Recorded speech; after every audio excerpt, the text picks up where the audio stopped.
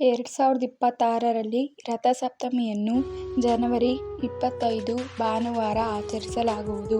ಈ ದಿನ ಸೂರ್ಯೋದಯಕ್ಕೆ ಮುನ್ನ ಸ್ನಾನ ಮಾಡಿ ಸೂರ್ಯದೇವರಿಗೆ ಅರ್ಘ್ಯವನ್ನು ಸಲ್ಲಿಸಿ ಆರೋಗ್ಯ ಮತ್ತು ಸಂಪತ್ತಿಗಾಗಿ ವಿಶೇಷ ಪೂಜೆಗಳನ್ನು ಮಾಡಲಾಗುತ್ತದೆ.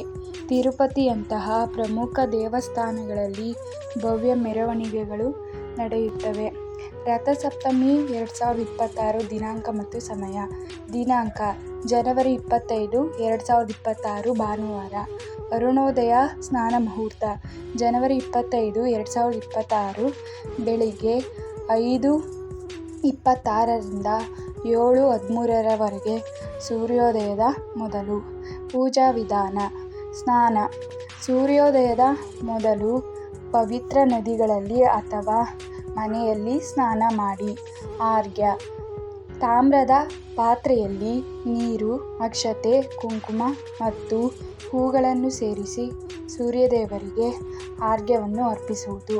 ಮಂತ್ರ ಪಠಣ: ಓಂ ಸೂರ್ಯಾಯ ನಮಃ ಮುಂತಾದ ಸೂರ್ಯ ಮಂತ್ರಗಳನ್ನು ಪಠಿಸಿ. ದಾನ: ಬಡವರಿಗೆ ಮತ್ತು ಅಗತ್ಯವಿರುವವರಿಗೆ ದಾನ ಮಾಡಿ. ಪ್ರಮುಖ ಅಂಶಗಳು: ರಥಸಪ್ತಮಿಯು ಉತ್ತರಾಯಣ ಪುಣ್ಯಕಾಲದ ಆರಂಭವನ್ನು ಸೂಚಿಸುತ್ತದೆ.